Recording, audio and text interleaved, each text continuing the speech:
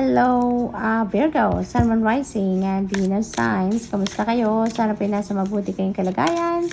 Welcome back po sa Star Tarot. Kung bago kayo rito, welcome din kayo. Thank you sa inyong support. I truly appreciate it. God bless you all for Virgo. Ano mensahe ni Virgo is time to act. Ayan, Virgo, may pukaw sa inyo dito na panahon na para mag-take action na kayo about something. Maaring may mga bagay dito na iniisip kayong gustong gawin ninyo, pero maaring nagdadalawang isip kayong gawin yan. Maaring nagdadalawang isip kayo or maaring may hesitation kayo dahil for some reason siguro may fear or nagpo-procrastinate kayo, no? Yung ganon. Kaya ano to sa inyo, pukaw ito sa inyo na huwag na kayong mag-isip na kung ano pa man, Virgo, now is the time to act. Okay? So, take action na. So, we have wedge and someone is trying to come between you and a friend or something you want. Ayan. So, merong nagsasabotage sa inyo dito, Virgo, no? Maaring this, kung sino man to, no? Maaring hindi yan, masaya para sa'yo, na siguro masaya ka sa kaibigan mo or masaya ka sa pag-e-effort mo na makuha kung ano man ang gusto mo. Kaya parang sinasabotage ka ng taong ito, or maybe magta-try pa lang na isabotage ka, or magta-try pa lang na pumagitna sa kung ano man ang gusto ninyong gawin or gusto ninyong ma-achieve or between you and a friend, no? May epal siguro. And this could be this person. Maaring isang babae, no? Maaring you're going to be dealing with this person this time. Maaring may relationship ka with this woman. Maaring ka mag-anak mo, kaibigan, no? Maaring ganon ang ganap dito. So, most likely, si woman na to ang involved dito, no? Sa wedge energy. We have both. Wow, napakaganda nito. Merong isang barkong kaperahan ang parating, Virgo. Kaya i-align na natin, no, ang mga sarili natin dito sa energy ng both. Let's focus on the positivity. Let's focus on the positive mindset, positive energy lang, positive thoughts, feelings, and emotions lang, no? Ang anuhin natin sa sarili natin na attract natin din sa buhay natin, okay? So, this money could be coming from, from different sources, no? Maaring windfall yan, maaring panalo yan sa mga game of chance, maaring merong magregalo sa inyo ng malaking pera, property, na merong malaking face value, maaring ganon, or could be money coming from someone, no? Maaring ipapamana sa inyo, or regalo, maaaring ganon. May magdo-donate, no? Maaaring ganon ang ganap. So, good luck, Virgo, for that money na parating. So, we have study to know yourself. Ayan. So, parang pag-aralan din ninyo ang inyong sarili sa ngayon, ano? Kasi, maaring siguro, dahil may imbalance siguro na nagaganap dito sa inyo. Kaya naman, parang kailangan ninyo dito na makipag-connect kayo sa inyong higher consciousness, connect with yourself dito nang sa gayon malaman ninyo, makilala ninyo ang inyong sarili. Kasi maaring ngayon, 'di ba? Kapag sobrang busy tayo, kapag marami tayong ginagawa, lagi at minsan nararamdaman natin na hindi na natin kilala ang ating sarili, hindi ba? Kaya maaaring ganun ang ganap dito ng iba sa inyo. So, makipag-connect muli kayo sa sarili niyo so that,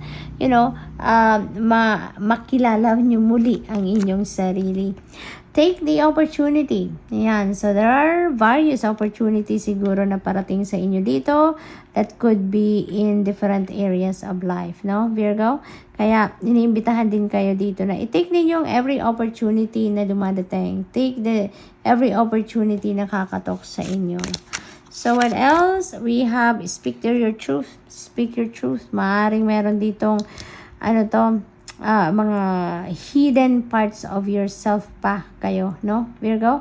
At ngayon, iniimbitahan kayo dito na sabihin ninyo kung ano talaga yung kayo, kung sino kayo, kung ano kayo, anong inyong mga kakayanan, ano yung mga talents, skills, and gifts ninyo. Ilabas ninyo, i-share ninyo, speak your truth, live your truth, para maging malaya na din kayo na wala kayong tinatago, wala kayong kinikip, sa sarili ninyo, no? Kumbaga, magiging ano kayo dito, what you see is what you get, no? Virgo, you're going to be very transparent na from here on. Kung anong gusto ninyong i-express, no? Put them into words. We have the Hermit energy. This is your energy, Virgo. Iniimbitahan kayo dito na mag-solitude kayo. No? Connect with yourself talaga. Yan. Kailangan ninyo na pakinggan ang inyong soul. No? Quiet your mind, relax your body, because when you do so, that is when you are going to to allow your soul to speak. No? Yun, maririnig na ninyo din ang inyong sarili. You can also connect with your higher consciousness, and with that, parang mag-ground muli kayo, no? At saka, masiguro, pagod na din kayo, Virgo. Maaring exhausted kayo, physically, mentally, emotionally, no? Kaya kailangan nyo din na magpahinga. Kailangan nyo din na mag-spend time alone kayo para walang mang-istorbo muna sa inyo, no? We have the Devil energy. This is the energy of Capricorn, no? So, maaring you're dealing with a Capricorn, or maybe you have a major, a placement sa iyong chart na Capricorn din. This Devil energy could be fear, no? This could be fear. This could be self-doubt. Maaring ganon. This could be addiction, no? This could be obsession, yung mga ganon. So, parang may unhealthy attachments kayo with different things, no? Yung ganon. Parang sobra-sobra. Tulad na lang ng pag-shopping, no? That could be addicting din. So, maaaring iba sa inyo is addicted to shopping, no? Maaaring ganon. But, you know what? If, ang sinasabi ng devil energy nito, na if you just want to break away from those kinds of unhealthy attachments, you can do so, no? Huwag kayong mag-hesitate. Kailangan nyo lang na lakasan ang inyong loob. At dahil kung gusto ninyong mag-move forward na sa buhay ninyo, gusto ninyong sumubok ng ibang bagay naman, ibang sitwasyon naman sa buhay ninyo na sa tingin ninyo mas mabuti kisa sa kung ano man ang sitwasyon ninyo sa ngayon, malakasan nyo lang ang inyong loob, and you can do so. Okay? Ganon lang ang ganap dyan. So, what else for Virgo? We have 7 of Cups. Ayan. So, multiple opportunities are coming your way, Virgo, no? Napakagandang,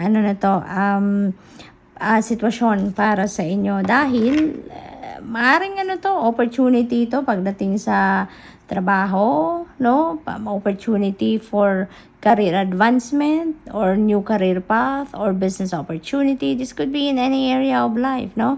Meron tayo ditong take the opportunity. So, you are definitely embracing a new opportunity dito sa buhay ninyo. Depende sa inyong sitwasyon, maaring sa iba't ibang parte ng buhay ninyo to, or maybe in just some areas of life. Okay? So, good luck, and that's all for you for the week. Thank you for watching. Love and light. Namaste.